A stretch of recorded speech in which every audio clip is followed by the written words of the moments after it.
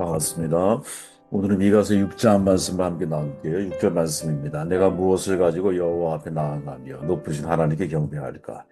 내가 번제물로 1년 된 송아지를 가지고 그 앞에 나아갈까? 여호와께서 천천의 수양이나 만만의 강물 같은 기름을 기뻐하실까? 내 허물을 위하여 내 마다들을 내 영혼의 저로 말미암아 내 몸에 열매를 드릴까? 사람아 주께서 선한 것이 무엇임을 내게 보이셨나니 여호와께서 내게 구하시는 것으로 우리 정의를 행하며 인자를 사랑하며 겸손하게 내 하나님과 함께 행하는 것이 아니냐.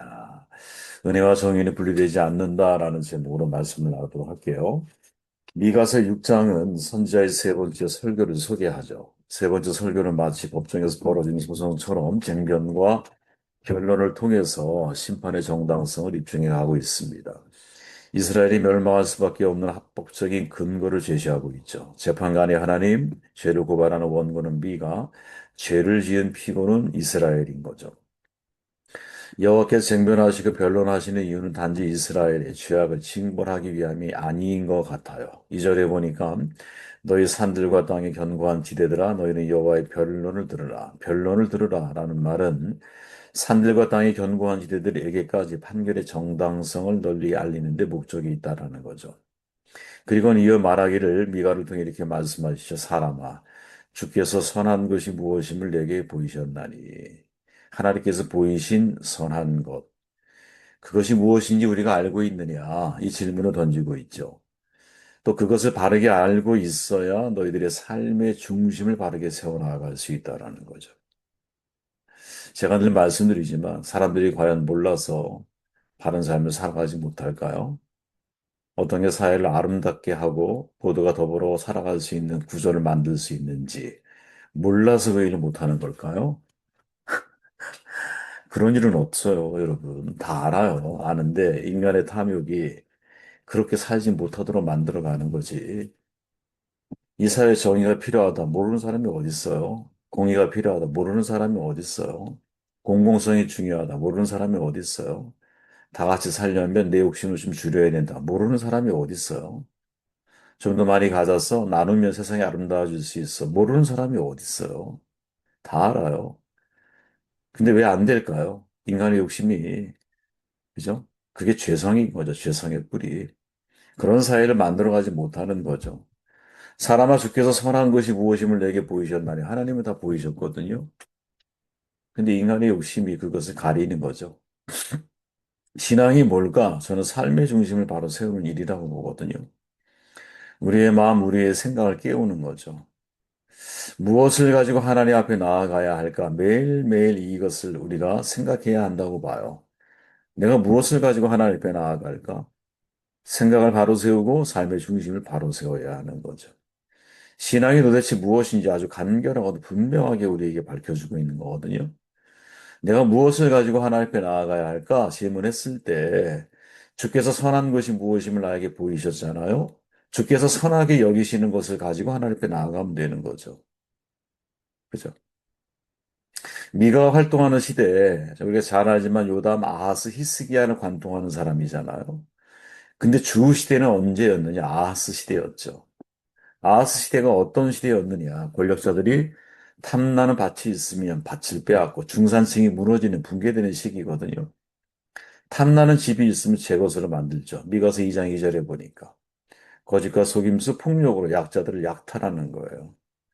그렇게 약자들을 약탈하는 모습을 미가가 뭐라고 표현해요? 3장 2절에 가보니까 산채로 그 가죽을 벗기고 굉장하죠. 뼈에서 살을 뜯어내고 뼈를 산산조각 다수고 고기를 삶듯이 내 백성을 가마솥에 넣고 삶는다 이렇게 표현하죠. 이 시대의 중심 인물이 누구였느냐? 아하스 왕이었어요. 그럼 아하스가 완전히 하나님 앞에 뭐라 할까요? 하나님을 외면하고 돌아선 신앙인이었을까? 아니에요. 아하스의 삶을 가만히 살펴보면 대단히 열광적인 신앙인이었거든요. 그의 아주 열렬한 신앙을 표현하는 두 가지 사건이 있죠. 첫째가 뭡니까? 자기 아들을 불에 태워버린 거예요. 제물로 드렸어요. 눈에 넣어도 아프지 않을 자식 아니겠습니까? 그 자식을 제물로 바칠 정도의 뜨겁고 열렬한 신앙을 가지고 있는 사람이거든요. 그죠? 두 번째 사건이 뭡니까? 아시리아 제국 수도 다마스쿠스에 갔는데 그 제국의 신전답게 거대한 신전이 있었어요. 그 신전 안에 너무나 화려한 제단을 목격하게 된 거야. 돌아와서 우리아 제사장에게 예루살렘 성전의 제단을 바꿀 것을 명령하죠. 새 제단을 만들어요. 그리고는 말해요. 열왕기하 16장에 가보니까 아침 번제물과 저녁 곡식 예물, 왕의 번제물과 곡식 예물, 또 이 땅의 모든 백성의 번제물과 곡식 예물과 부어드리는 예물을 모두 이 큰 제단에서 드리도록 하고 번제물과 희생제물의 모든 피를 그 위에 뿌리시오. 자, 아들을 제물로 드릴 정도고 성전의 제단을 다시 크게 짓고 조석으로 번제물을 드리도록 명령하고 있는 아하스. 겉으로 볼 때는 정말로 열렬한 신앙인의 모습이죠. 그런데 그가 진짜 누리고 있는 것은 무엇이었느냐? 약자들의 땅을 빼앗고 백성들의 가족을 벗겨서 자신이 부자가 되는 거잖아. 그리고 아하스의 명령에 동조하는 종교 지도자들 역시 예상컨대 이렇게 말했을 거예요. 야, 이 성전에 오려면 재물을 가지고 가야 한다. 송아지를 가지고 가야 돼. 양을 가져가야 돼. 올리브 기름을 가져야 하고, 곡식 예물을 가져야 해. 아마 이렇게 백성들을 종용했을 거예요. 그죠? 그런데 이러한 흐름은 여러분, 오늘날도 너무나 많이 듣는 이야기들 아닙니까? 우리가 하나님 앞에 나오려면 재물을 깨끗해라. 기왕이면 많을수록 좋겠지요. 그래야 하나님이 기뻐하지 않겠어요? 첫 재물을 하나님 앞에 드려야 되는 거죠. 온전한 11조를 드리셔야 되죠. 그래야 당신이 수입이 일정해지지 않겠어요. 그래야 복 받지 않겠어요. 물론 뭐 일정 부분 맞는 얘기도 있을 수 있겠죠. 그죠? 하지만 본래의 본질적인 의미에서 벗어나 있는 비본질적인 정말 하나님의 마음에 속하지 않은 것들을 가지고 수많은 종교 지도자들이 아하스의 명령에 따라서 그렇게 행동하며 살았던 시대가 바로 이 시대였을 거라는 거죠. 바로 그들을 향해서 뭐라고 말하느냐, 사람아. 하나님 앞에 하나님께서 무엇이 선한 것인지 이미 너희들에게 다 보여. 보여서 알게 했지 않느냐. 근데 너희들은 그렇게 살아가고 있지 못한다라고 말하죠.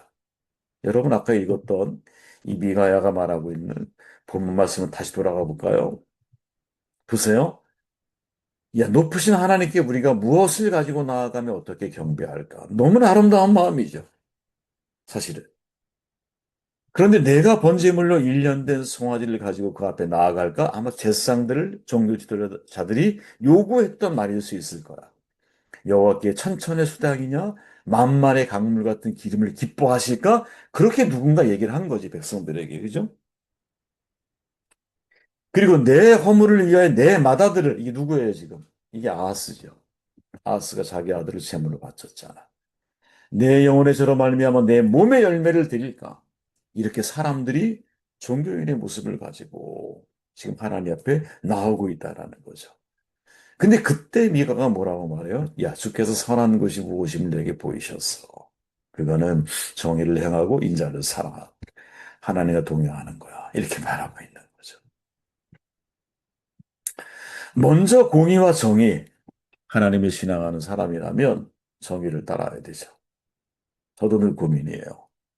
어떤 일을 할 때 이게 불법성이 있다 그러면 한 번 더 생각하게 돼요. 근데 법적으로 불법성이 없는 문제에, 그러면 해결해도 되는 거죠. 그런 문제가 없는 거죠.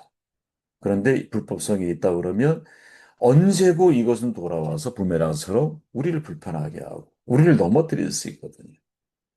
그죠? 모든 게 마찬가지잖아요. 우리가 행정을 효율적으로 만든다라고 하는 것은 투명성을 확보하는 거거든요. 누구나 다 봤을 때 투명해야 한다라는 거지. 손을 안 대는 게 좋아. 아예. 특히 이제 목회자 같은 경우는 이런 일정 부분에 대해서는 노터치. 나는 만지지 않겠다. 손대지 않겠다. 당신들이 알아서 하십시오. 스스로 자기 영역을 정해줄 필요가 있는 거거든요. 쉽지가 않죠. 내가 어떤 결정권을 가지고 있는 자리에 있을 때는 모든 게 다 나에게 내 마음대로 하고 싶은 생각이 항상 유혹처럼 따라오기 마련이거든요. 근데 그러면 안 되잖아요. 그러면 안 돼요. 내가 하고 싶고, 내가 인정받고 싶고, 내가 모든 걸 내 손아귀에 자꾸 내가 하고 싶은 생각이 들어도 다 내려놔야 돼, 하나하나. 다 때로 위임하고, 맡기고, 투명하게 하고. 그래줘야 돼요. 사람은 여러분 대부분 이제 자기가 자기를 모르는 경우들이 있어요. 내가 얼마나 내가 원하는 방식대로 사람들을 이끌어가기 원하고 있는지. 자기 자신이 제일 모를 수 있거든요.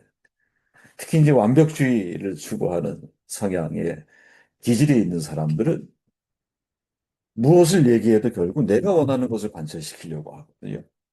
저는 그런 분들을 좀 많이 만난 편이에요. 그때마다 돌아봐요. 아, 내가 사실은 내가 원하는 거를 끝까지 관철시키기 위해서 사람을 설득하고 있지는 않은지, 그냥 저 사람을 있는 그대로의 모습을 인정하면서 잘하든 못하든 간에 권한을 위임했을 때는 그 사람한테 모든 것들을 자율권을 1순위, 내 결정권이 아니라 상대의 결정권을 인정해주면서 어, 좀 부족하면 부족한 대로, 부족한 건 내가 좀 채워주면 되니까, 그런 마음으로 계속 관계들을 잘 맺어가고 있는지. 쉬운 일 아니거든요, 해보면. 정말 어려워요. 왜? 사람은 누구나 팔이 안으로 굽잖아. 내 마음의 관성도 마찬가지거든요. 내가 하고 싶은 대로 하고 싶어 하는 마음이 있거든. 그리고 벌써 여러분도 다 아시지만 내가 어느 특정 부분, 모든 게 다 그런 건 아니지만 특정 부분, 남들보다 센스나 감각이 뛰어난 부분들이 있을 수 있잖아요. 그런 관점에서 예를 들어 누구한테 포스터를 내가 맡겼어. 그런데 내가 생각하는 디자인의 관점이 있잖아요. 그걸 놓고 바라보면 좀 부족할 수 있거든요. 근데 그때 이 부족한 걸 내가 원하는 걸로 바꿀 거냐? 아니면 인정하고 같이 갈 거냐? 저는 이때 심슨이 한 말이지만 안 되는, 물론 심슨이 한 말은 아니지만 10세기의 미상, 그죠? 저기도 생각이 안 나는데 그런 거 있잖아요. 본질적인 건 일치를 해야 돼.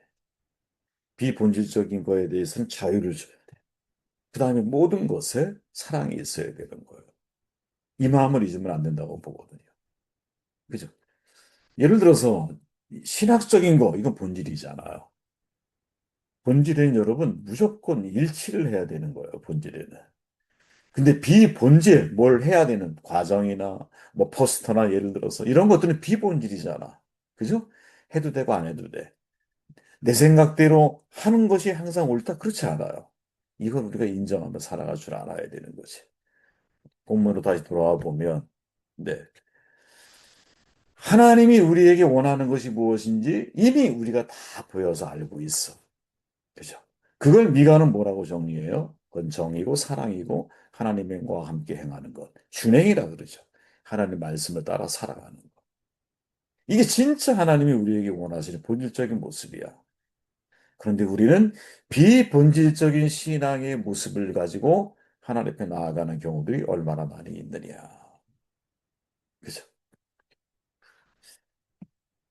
우리가 잘 아는 팀 켈러 목사님이 돌아가셨지만 미국 지도자, 특히 종교 지도자들이 뽑은 가장 영향력 있는 목회 중에 한 명이 있잖아요. 그분이 정의란 무엇인가라고 하는 책에서 이렇게 말하죠. 많은 그리스도인들이 은혜를 더 중시하고 정의를 부수적인 것으로 여깁니다. 그러나 은혜와 정의는 분리되지 않아요. 우리는 은혜로 구원을 받습니다. 그리고 구원받은 우리는 이제 정의를 실천해야 합니다. 참 마음에 도전이 되는 이야기죠. 은혜와 정의는 분리되지 않아. 우리는 우리 나름대로의 신앙인의 모습, 우리 나름대로의 신앙인의 색채를 가지고 있거든요. 예를 들어서 아하스나 그 시대의 종교 지도자들, 좀 전에 말했지만 열렬한 신앙인의 모습을 가지고 있는 부분이 있어요. 아들을 드리고, 그죠? 재단을 크게 고치는 일까지도 저질러. 그리고 마치 제물을 드리는 사람들을 온전한 신앙인으로 인도하는 것처럼 겉으로는 그렇게 비춰져. 근데 속은 뭐예요? 정의를 굳게 하고.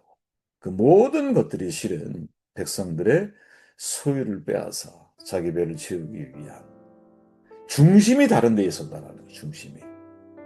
삶의 중심이. 우리의 삶의 중심이 어디에 뿌리를 두고 있느냐. 이 질문을 사실은 미가가 6장에서 우리에게 던지고 있는 핵심 질문이 아니겠느냐 하는 생각을 해보게 되었습니다.